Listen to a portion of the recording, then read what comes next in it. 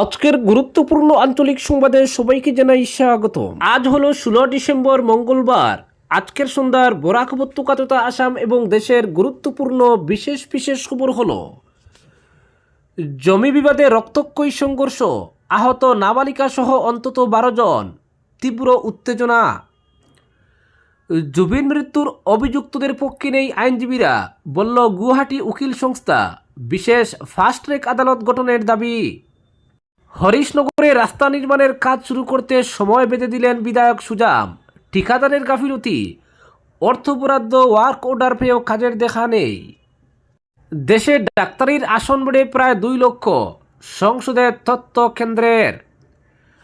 আর্জেন্টিনার সংবাদ মাধ্যমের প্রথম পাতায় যুবভারতীর মেসি কাণ্ড, আন্তর্জাতিক স্তরে মুখ পুড়ল কলকাতার। স্কুল ফেরত নাবালিকা অপহরণকে ঘিরে চাঞ্চল্য, অভিযোগ দুহালিয়ায়, মামলা পাথারকান্দি থানায়। 26-এর ভোটযুদ্ধে বদরপুর থেকে গুটি সাজালো এআইইউডিএফ। নির্বাচনকে সামনে রেখে সংগঠন চাঙ্গা। কংগ্রেস ও বিজেপির বিরুদ্ধে তুপ দাগল জেলা নেতৃত্ব। মেসিকে টি-20 বিশ্বকাপের টিকিট তুলে দিলেন জয় শাহ। গুলমার্গে চালু হলো বিশ্বের সবচেয়ে উঁচু ঘূর্ণায়মান রেস্তোরাঁ। কাশ্মীরি কাহওয়ায় চুমুক দিতে দিতে ভূস্বর্গের 360 ডিগ্রি ভিউ। প্রিয়াঙ্কার সঙ্গে গোপন বৈঠক প্রশান্ত কিশোরের। ফের কংগ্রেসের ক্রাইসিস ম্যানেজার প্রাক্তন ভোট কৌশলী। এবং সর্বশেষ খবরটি হল, নেপথ্যে ভারতমালা, দ্বিখণ্ডিত হওয়ার আশঙ্কায় কাটিগড়া দ্বিতীয় খণ্ড এলাকা। সংকটের মুখে গুরুত্বপূর্ণ পিএমজিএসওয়াই সড়কের একাংশ। এবারে শুনুন বিস্তারিত খবর। জমি সংক্রান্ত দীর্ঘদিনের বিবাদকে কেন্দ্র করে রক্তক্ষয়ী সংঘর্ষে উত্তাল হয়ে উঠল হাতিখাল বাজার এলাকা। দুই পক্ষের সংঘর্ষে পুরুষ মহিলা মিলিয়ে অন্তত 12 জন গুরুতর আহত হয়েছেন। আহতদের মধ্যে 10ম শ্রেণীর এক ছাত্রীসহ কয়েকজনের অবস্থা আশঙ্কাজনক বলে জানা গেছে। আহতদের উদ্ধার করে ভর্তি করা হয়েছে শিলচর মেডিকেল কলেজ হাসপাতালে। স্থানীয় সূত্রে জানা যায়, হাতিখাল বাজারের বাসিন্দা জামাল উদ্দিন ও আফতাব উদ্দিন। এই দুই পক্ষের মধ্যে বাজার এলাকার একটি জমি নিয়ে দীর্ঘদিন ধরে বিবাদ চলছিল। অভিযোগ, সোমবার রাত আনুমানিক 10টার দিকে আফতাব উদ্দিন পক্ষের 20-25 জন লোক দলবদ্ধভাবে অস্ত্রশস্ত্র নিয়ে জামাল উদ্দিন পক্ষের বাড়িতে হামলা চালায়। আকস্মিক হামলায় জামাল উদ্দিন পক্ষের নাবালিকা সহ মোট 10 জন গুরুতরভাবে আহত হন। পাল্টা আক্রমণে অপর পক্ষের 2 জন সামান্য আহত হয়েছেন। জামাল উদ্দিন পক্ষের আহতরা হলেন জামাল উদ্দিন, রাবিয়া বেগম, আনোয়ারা বেগম, বাহারুল ইসলাম, মুক্তারুল ইসলাম, আক্তারুল ইসলাম, আব্দুল গফুর, আব্দুল হাকিম, শাহিব আহমেদ ও মনোয়ারা বেগম। অপর পক্ষের আহত 2 জন হলেন আফতাব উদ্দিন ও শহীদুল ইসলাম। ঘটনার পর থেকে হাতিখাল বাজার এলাকায় চরম উত্তেজনা বিরাজ করছে। পরিস্থিতি নিয়ন্ত্রণে রাখতে পুলিশ নজরদারি বাড়িয়েছে। ইতিমধ্যে উভয় পক্ষের তরফে কচুদরম থানায় পৃথক মামলা দায়ের করা হয়েছে। পরবর্তী খবর, পাথারকান্দি বিধানসভা এলাকার অন্তর্গত দুহালিয়া গ্রামে নাবালিকা অপহরণের এক চাঞ্চল্যকর ঘটনায় গোটা এলাকা জুড়ে তীব্র উত্তেজনা ও উদ্বেগের পরিবেশ তৈরি হয়েছে। গত 12 ডিসেম্বর সংঘটিত এই ঘটনাকে কেন্দ্র করে পাথারকান্দি থানায় একটি অপহরণ সংক্রান্ত মামলা দায়ের হয়েছে।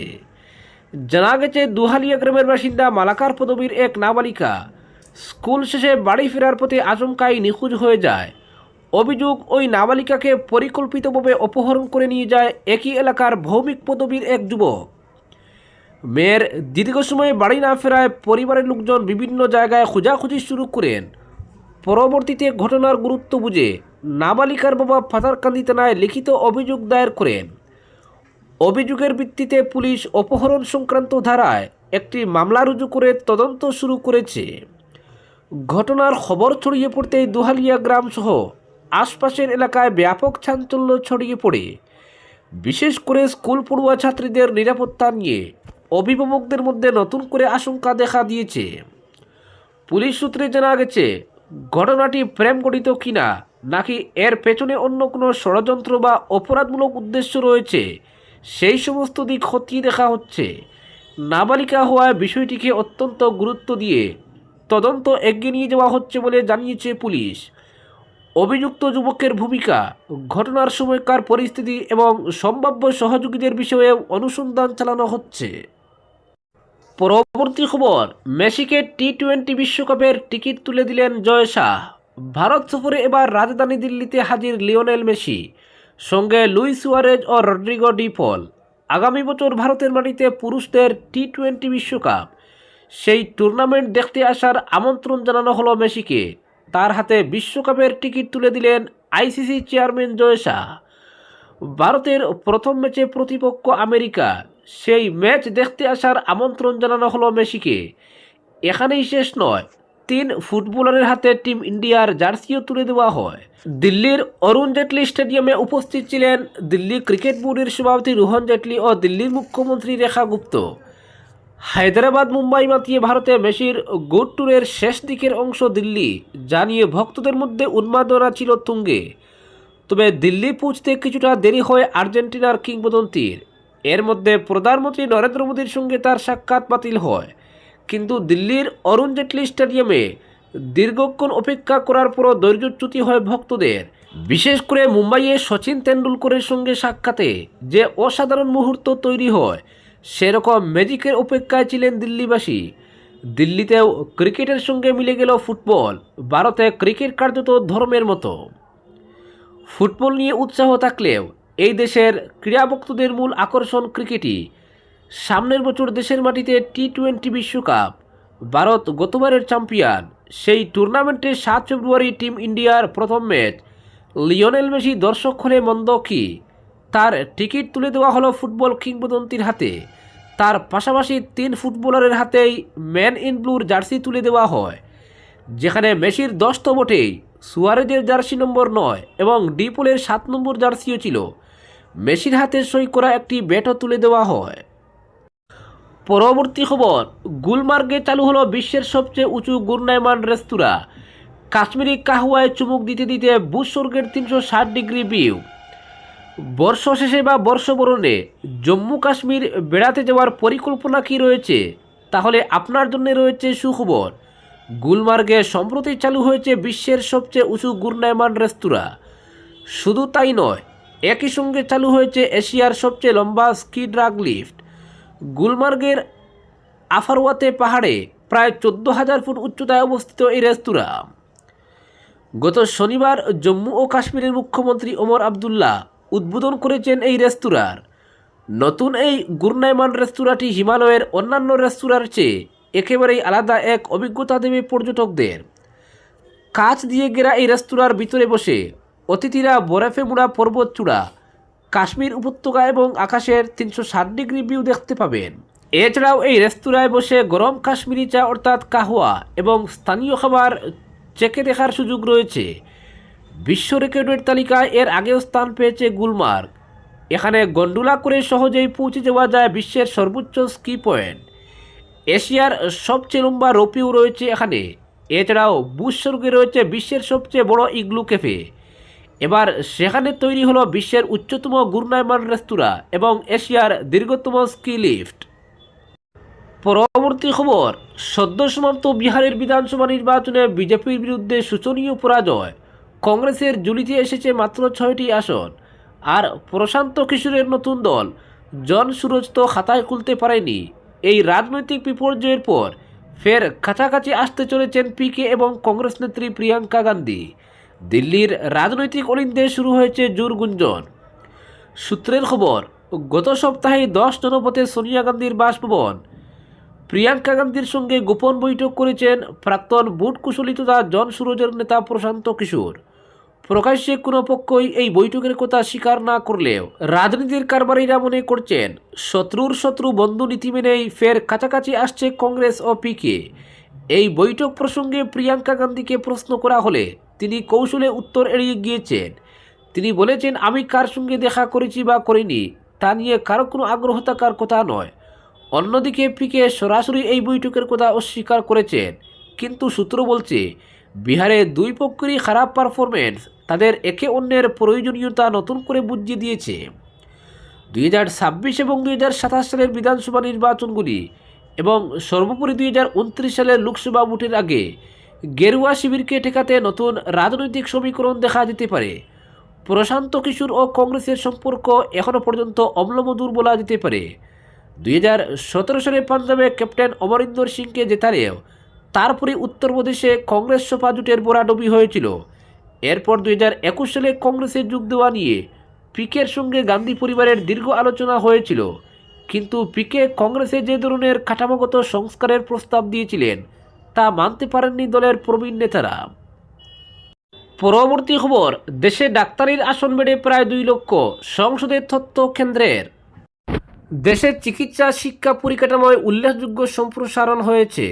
স্নাতক ও স্নাতকোত্তর স্তর মিলিয়ে বর্তমানে ভারতে ডাক্তারির আসন প্রায় 2 লক্ষের কাছাকাছি পৌঁছে গেছে। সংসদে এই তথ্য জানালেন কেন্দ্রীয় স্বাস্থ্য প্রতিমন্ত্রী অনুপ্রিয়া প্যাটেল। লোকসভায় মহারাষ্ট্রের শিবসেনার সাংসদ বানু সাহেব রাজারাম ওয়াকচৌরের প্রশ্নের জবাবে তিনি জানান, চলতি শিক্ষাবর্ষে দেশে এমবিবিএস আসনের সংখ্যা 1,28,875। পাশাপাশি এমডি, এমএস ও ডিএনবি মিলিয়ে স্নাতকোত্তরে মেডিকেল আসন রয়েছে 80,291টি। মন্ত্রী যে পরিসংখ্যান পেশ করেছেন তাতে দেখা যাচ্ছে পশ্চিমবঙ্গে উল্লেখযোগ্য সংখ্যক আসন রয়েছে। রাজ্যে সরকারি ক্ষেত্রে 4,129টি এবং বেসরকারি ক্ষেত্রে 2,250টি এমবিবিএস আসন রয়েছে। স্নাতকোত্তর স্তরে সরকারি মেডিকেল কলেজগুলিতে 1,851টি এবং বেসরকারি প্রতিষ্ঠানে 377টি এমডি, এমএস, ডিএনবি আসন আছে। উত্তরপ্রদেশ, তামিলনাড়ু, দিল্লি, গুজরাট, হরিয়ানা, কেরল, মহারাষ্ট্র, কর্ণাটক, অন্ধ্রপ্রদেশ ও তেলেঙ্গানার মতো রাজ্যেও বিপুল সংখ্যক মেডিকেল আসন যুক্ত হয়েছে বলে সংসদে জানান তিনি। পরবর্তী খবর, 2023-24 অর্থবছরে বরাদ্দ করা হয়েছে অর্থ, টেন্ডার, ওয়ার্ক অর্ডার সব শেষ, কিন্তু বিভাগীয় গড়িমসি ও বরাদ্দপ্রাপ্ত ঠিকাদারের গাফিলতিতে কাটলিজোড়া বিধানসভা এলাকার হরিশনগর রামশান্তিপুর এলাকায় প্রধানমন্ত্রী গ্রাম সড়ক যোজনার অধীনে রাস্তার কাজ শুরু হয়নি। এ নিয়ে এলাকায় জনক্ষোভ চরমে। এই প্রেক্ষাপটে হাইলাকান্দির পূর্ত ও গ্রামীণ সড়ক বিভাগের কার্যনির্বাহী বাস্তুকারকে রাস্তার কাজ শুরু করতে 1 সপ্তাহের সময় দিয়ে সুর চড়ালেন স্থানীয় বিধায়ক সুজামউদ্দিন লস্কর। এই ইস্যুতে গুয়াহাটি থেকে বিভাগীয় সুধাংশু দাসের সঙ্গে টেলিফোনে যোগাযোগ করে কেন এই বিলম্ব ও গাফিলতি জানতে চেয়ে ঠিকাদারকে কাজ ধরতে 7 দিনের সময়সীমা ধরে দেন। বিষয়টি তিনি হাইলাকান্দির অভিভাবক মন্ত্রী কৃষ্ণেন্দু পাল ও জেলা আয়ুক্ত অভিষেক জৈনের নজরেও এনেছেন বলে জানান সুজাম। অন্যথায় কয়েক হাজার মানুষ নিয়ে প্রতিবাদ সাব্যস্ত করতে রাস্তায় আন্দোলনে নামবেন বলে জানান তিনি। তিনি আরও জানান, 2023-24 অর্থ বছরে প্রধানমন্ত্রী সড়ক যোজনার অধীনে হরিশনগর রামশান্তিপুর এলাকায় 7 কিলোমিটার রাস্তা নির্মাণের জন্য তার প্রচেষ্টায় স্টেট রুরাল রোডস ডেভেলপমেন্ট এজেন্সিকে পূর্ত বিভাগের তরফে 4,72 লক্ষ টাকা বরাদ্দ করা হয়। কিন্তু ওই এলাকার কয়েক হাজার জনগণের চলাচলের একমাত্র সম্বল রাস্তাটির কাজ শুরু করতে নানা বাহানা করে আসছেন বরাদ্দপ্রাপ্ত ঠিকাদার শ্রীভূমির আব্দুল বাসিত। ফলে আর রেয়াত করা হবে না, কারণ বুটের মুখে সমালোচনার মুখে পড়তে হচ্ছে তাকে। এদিকে চাপের মুখে বিভাগীয় সুধাংশু দাস বিধায়ককে জানিয়েছেন 7 দিনের ভিতরে কাজে হাত দেবেন ঠিকাদার বলে খবর পাওয়া গেছে। পরবর্তী খবর, জুবিন মৃত্যুর মামলায় কোনো আইনজীবী অভিযুক্তের পক্ষে মামলা লড়তে রাজি না হওয়ায় আইনি সেবা প্রাধিকরণের পক্ষ থেকে অভিযুক্তদের জন্য আইনজীবী নিয়োগ করা হয়েছে। গুয়াহাটির আইনজীবী সংস্থা স্পষ্ট করে জানিয়ে দিয়েছে, কিছু টাকার জন্য আইনজীবীরা মন মানসিকতা বিক্রি করবেন না। জুবিন মৃত্যুর দ্রুত বিচারের জন্য বিশেষ ফাস্ট ট্র্যাক আদালত গঠনের দাবি তুলেছেন আইনজীবীরাও। এ নিয়ে গুয়াহাটি উকিল সংস্থার পক্ষ থেকে গৌহাটি হাইকোর্টের মুখ্য বিচারপতির কাছে পত্র প্রেরণের সিদ্ধান্ত গ্রহণ করা হয়েছে। পরবর্তী খবর, নেপথ্যে ভারতমালা, দ্বিখণ্ডিত হওয়ার আশঙ্কায় কাটিগড়া দ্বিতীয় খণ্ড এলাকা। প্রধানমন্ত্রী গ্রামীণ সড়ক যোজনার অধীন KH রোড টু খাতিরাইল বায়া ময়নারপাড় সংযোগকারী সড়কের কাটিগড়া দ্বিতীয় খণ্ডের একটি গুরুত্বপূর্ণ অংশ বর্তমানে চরম সংকটের মুখে পড়েছে। ভারতমালা প্রকল্পের আওতায় নির্মীয়মান শিলচর চুরাইবাড়ি জাতীয় মহাসড়কের কাজের ফলে ভৌগোলিকভাবে কাটিগড়া দ্বিতীয় খণ্ডের একটি সম্পূর্ণ গ্রামের সড়ক যোগাযোগ বিচ্ছিন্ন হওয়ার আশঙ্কা তৈরি হয়েছে। একই সঙ্গে নিশ্চিহ্ন হয়ে যাওয়ার উপক্রম হয়েছে প্রধানমন্ত্রী গ্রামীণ সড়ক যোজনার অধীন নির্মিত গুরুত্বপূর্ণ গ্রামীণ সড়কটি। এই পরিস্থিতিতে গোটা এলাকায় চরম উদ্বেগ ও উৎকণ্ঠা দেখা দিয়েছে। গ্রামবাসীর আশঙ্কা, পরিকল্পিত বিকল্প ব্যবস্থা গ্রহণ না করা হলে একদিকে যেমন গ্রামীণ যোগাযোগ ব্যবস্থা সম্পূর্ণ ভেঙে পড়বে, তেমনি অন্যদিকে শিক্ষা, স্বাস্থ্য ও জরুরি পরিষেবার উপর মারাত্মক প্রভাব পড়বে।